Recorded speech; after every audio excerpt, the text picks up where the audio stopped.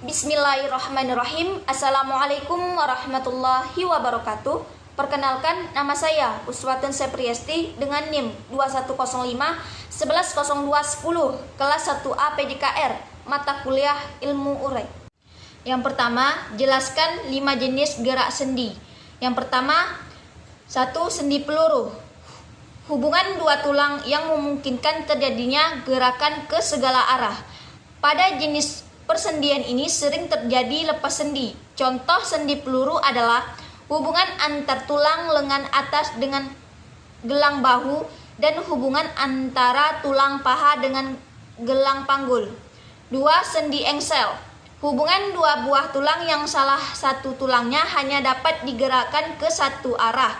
Sendi ini mirip dengan engsel pintu rumah yang dapat membuka ke satu arah saja. Sendi engsel terdapat pada lutut dan siku serta antar ruas jari.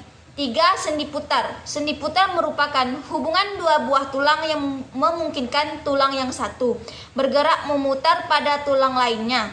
Sendi putar terdapat pada hubungan antara tulang atas merupakan pertama dari tulang leher dengan tulang pemutar yang menyebabkan kepala dapat berputar.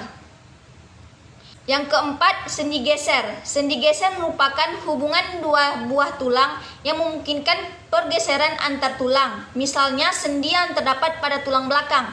5. Sendi pelana. Pelana merupakan hubungan dua buah tulang yang permukaannya berbentuk pelana kuda. Sendi ini terdapat di antara tulang telapak dengan ruas ibu jari, lutut, dan siku. Yang kedua, sebutkan 8 jenis nama sendi yang terdapat pada manusia. Yang pertama, radius dan ulna. Superior radius ulnaris. Yang kedua, radius ulna berhubungan dengan karpal, interkarpal. Yang ketiga, humerus. Radius ulna articulatio humeri. Yang keempat, humerus. Clavicula, scapula, articulatio humeri. Yang kelima, femur, tibia, fibula, tempurung lutut.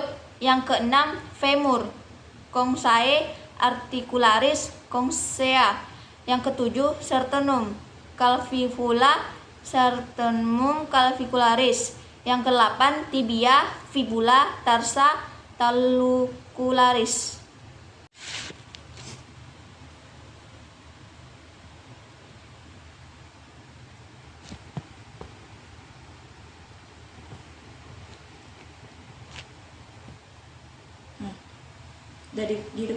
Yang keempat, sebutkan 4 katup yang terdapat pada jantung manusia.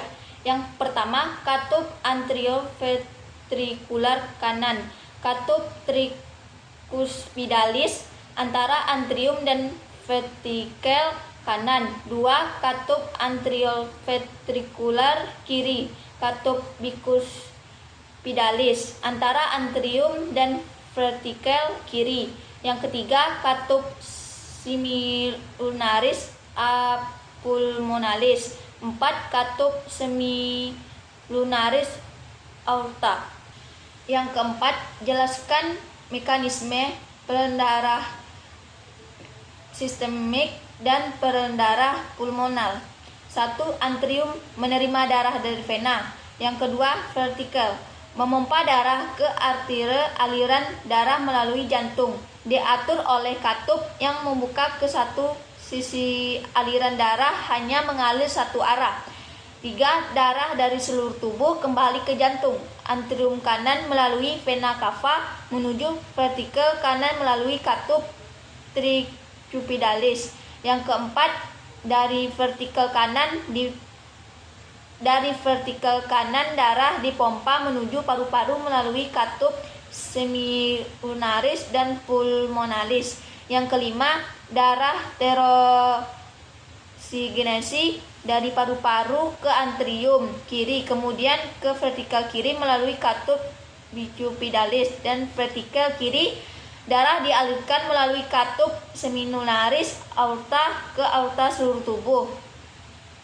Sistem peredaran darah dari jantung ke seluruh tubuh kembali lagi ke jantung. Darah kaya oksigen dari bilik kiri jantung dialirkan melalui pembuluh aorta ke seluruh tubuh manusia. Darah yang kaya oksigen berubah menjadi kaya karbon dioksida, kemudian kembali ke jantung melalui vena ke serambi kanan. Yang kelima, sebutkan pengertian sistem respirasi dan 3 fungsi sistem pernapasan. Pernapasan atau bisa disebut juga dengan respirasi yang dapat didefinisikan sebagai sebuah proses pengambilan oksigen dan pelepasan karbohidrat dan penggunaan energi yang ada di tubuh. 1.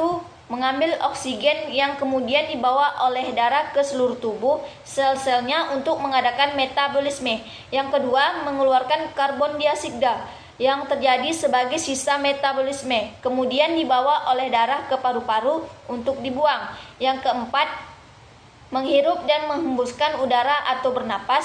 Yang kelima, pertukaran gas antara paru-paru dan aliran darah. 6. Pertukaran gas antara aliran darah dan jaringan di dalam tubuh menciptakan suara. 7. Mencium bau.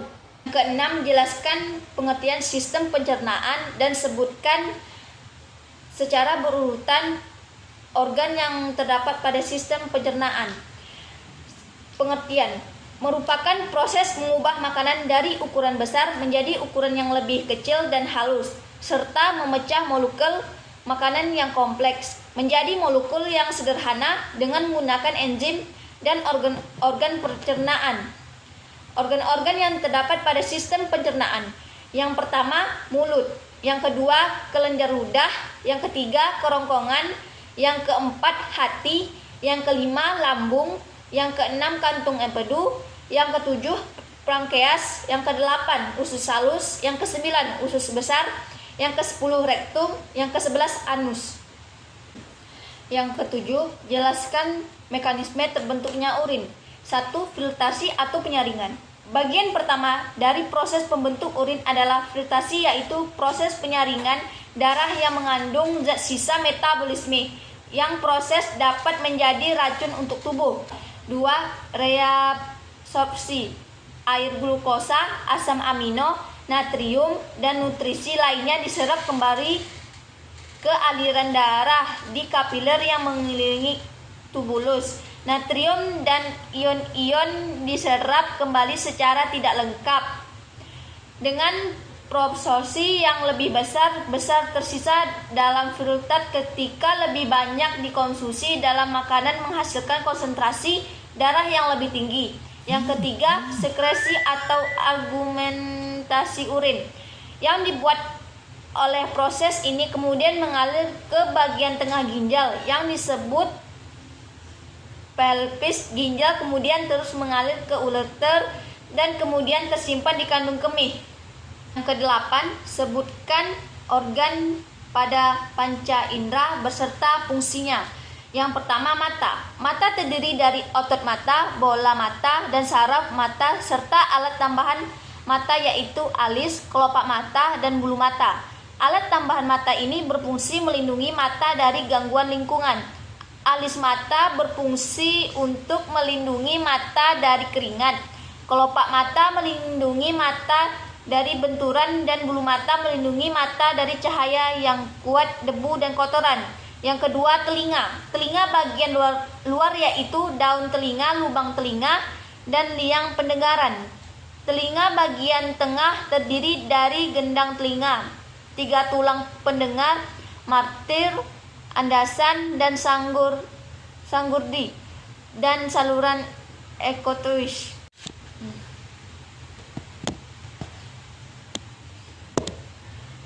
Yang ketiga, hidung. Hidung berfungsi mencium bau. Bau merupakan faktor motivasi utama dalam perilaku manusia, memainkan peran penting dalam pola perilaku. Bau mempengaruhi area otak yang berhubungan dengan emosi, perasaan, memori, motivasi yang dapat menyebabkan respon perilaku tertentu.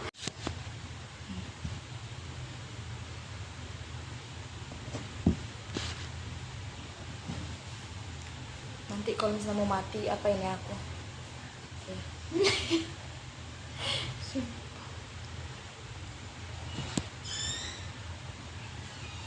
Yang kesembilan, sebutkan mekanisme melihat dan mendengar. 1. Melihat mata. Cara kerja mata manusia pada dasarnya sama dengan cara kerja kamera, kecuali cara mengubah fokus lensa. Sinar yang masuk ke mata sebelum sampai di retina mengalami pembiasaan 5 kali, yaitu waktu melalui konjungsinya, kornea, aqueous humor, lensa, dan vitreous humor. Pembiasaan terbesar terjadi di kornea. Bagi mata normal, bayang-bayang benda akan jatuh pada bintik kuning, yaitu bagian yang paling peka terhadap sinar.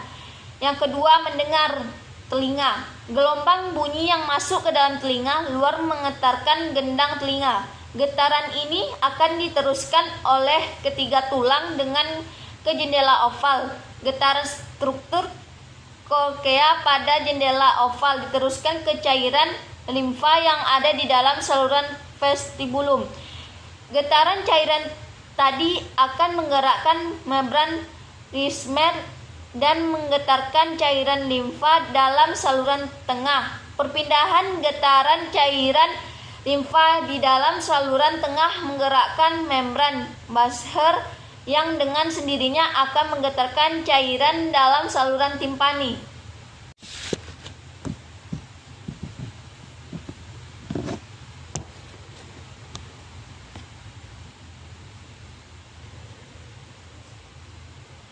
Yang ke-10, jelaskan hubungan antara sistem indera dan sistem saraf.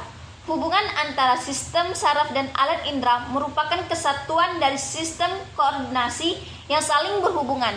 Sistem saraf berfungsi untuk menerima dan mengantarkan rangsangan ke seluruh tubuh. Alat indera merupakan alat pada tubuh yang dapat menangkap rangsangan karena pada alat indera terdapat ujung saraf sensorik.